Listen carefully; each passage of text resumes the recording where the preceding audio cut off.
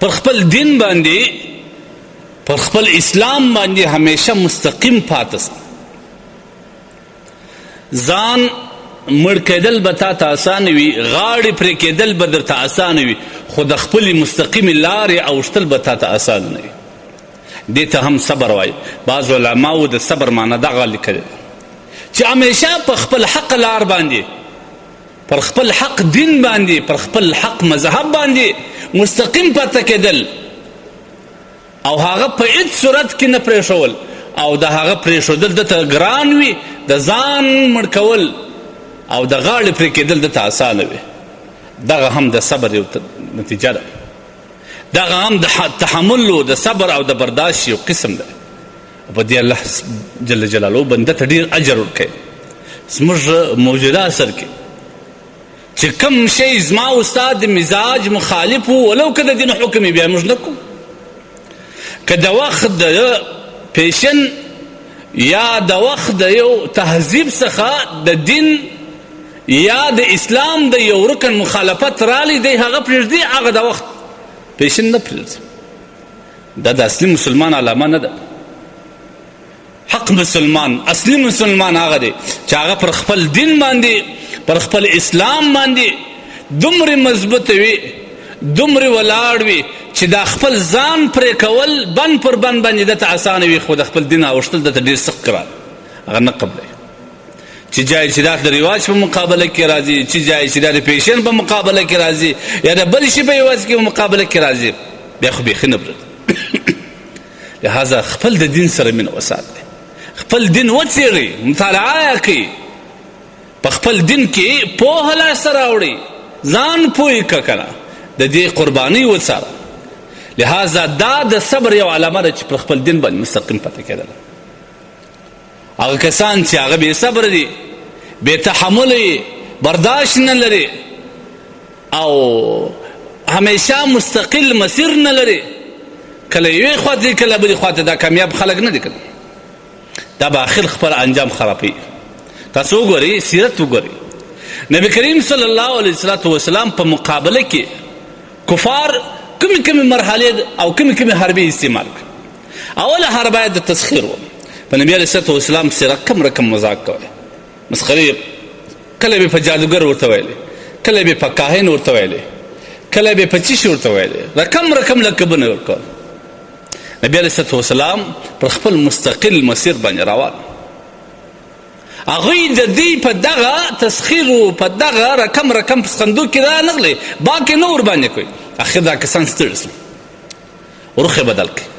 په دومره مرحله کې د نبی علیه الصلاه والسلام او د هغه صحابه کرامو رضوان الله تعالی علیهم اجمعین سره شدت او سختی او ظلم شروع کړ په نتیجه کې تاسو سیرت وګورئ صحابه کرام په اور وسوځل ګرمې نیزې د هغوی پر بدنو باندې کښېښولې په شهادتو ورسول خوراک یې ورباندې بند کړي ویې تړل ویې وهل نبی کریم صلی الله علیه وسلم په ډبرو باندې وویشتې لیکن نبی علیه الصلاه والسلام بیا هم خپل پر مستقیم مسیر باندې ولاړ پر هغه باندې روان و هغه یې نه پرېښود بیا دا کسان چې کله په دې کې ستړي شول بیا نبی کریم صلی الله علیه وسلم اکا ته ورغله ستا ورځ موږ پر خلاف باندې راپورته شوی دي دته وایه که پیسې غواړې سره زر او سپین زر غواړې ستا په پښو کې در غورځو په خرمندو یې در غورځو که ښځې غواړې زموږ په قوم کې وګوره که هر څومره نسب والا هر څومره ښایسته ښځه چې تا لاس په کښېښوي مدد کوو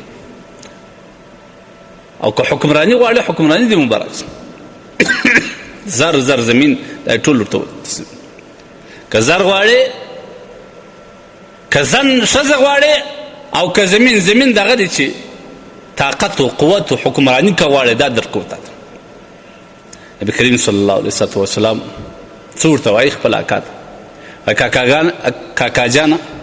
که دا خلک ما ته په یوه لاس کې لمر راوړي په بل لاس کې سپوږمۍ راوړي لا به هم زه خپل مسیر پرې نه ږدم پر دغه لار به روان یم بیا ما ته مه وایه زه دې مبارک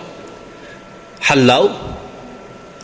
چې نبی علیه الصلاه والسلام پر دغه استقامت او پر دغه صبر باندې کوم حال ته ورسوي د نړۍ و کونج ته اسلام ورسوي عام طور چې ازمایش راځي په دغه اخر شي کې ډېر زیات راځي. حکومتونه ړنګېږي په دې باندې، په دغه لالچ کې راځي. خلک د ظلم مقابله کولی شي، د تسخیر او د استهزاء مقابله کولی شي، لیکن که چیرې دې ته پیسې او یا ښځې او یا حکمراني پیش کړي،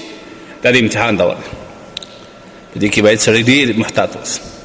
دا د امتحان دور دی. په دې کې انسان کوشش وکړي چې د دې په لالچ کې رانسي، د دې په شوق کې رانسي.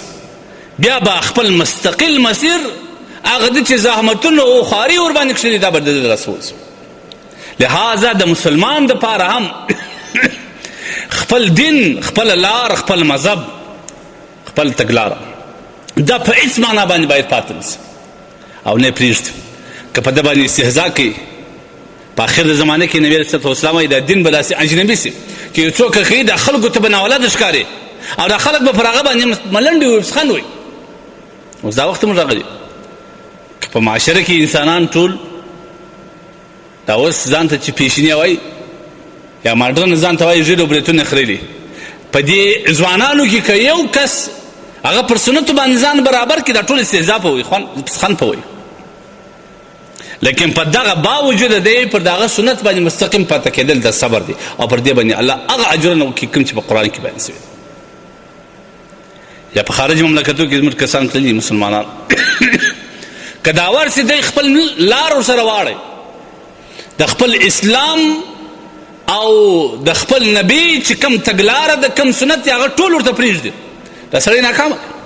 او که د هغوی ټولو په مقابله کې دی په خپل دین باندې مستقیم پاته وي، پر خپل مذهب باندې روان وي، پر خپل اسلام او د قرآن د احکاماتو مطابق زندگی کې د خپل نبي پر سنتو باندې روان وي، دا کس کم دی صابر دی، دې ته الله ډېر غټ اجر کوي او دا به کامیاب وي. او بیا به دا خلک د داسې ټول انسانان به بیا متاثره کېږي. لہذا صبر هم داري چې خپل منزل ته به ځان رسوي چې هغه آخرت کامیابي ده. په دې کې که هر قسم کړاوونه راشي دا به پر ځان وړي. یو مسلمان ته که په وخت کې په حالت د اسلام کې د اسلام په مقابله کې د دین په مقابله کې د الله د حکم په مقابله کې هر څومره تکلیفات او مشقتونه ورسېږي دی به صبر کوي، بیا دا کامیابه دی، بیا د خپل منزل ته رسېدلی شي،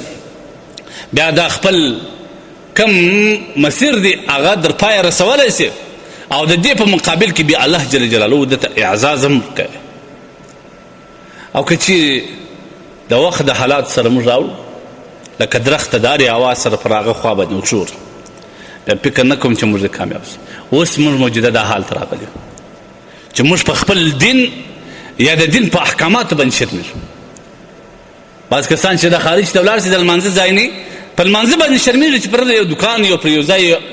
یا پر یو پټواري باندې ودرېږي دی شرمېږي. ولې شرمېږي؟ ستا دین دی، خلک ستا سره ډېر متاثره کېږي په دې، په خپل اسلام په خپل مذهب باندې. دی په باطل مذهب نه شرمېږي، دی په باطله تګلاره باندې نه شرمېږي، دی پر چپه مسیر باندې نه شرمېږي، ته پر حق لار باندې شرمېږي. دا خو ستا ناکامي ده. لہذا یو صبر دغه دی، انسان په هر حالت کې باید مستقیم پاتې شي. دا د کامیابی راز دی، په دې کې د کامیابي پرته ده.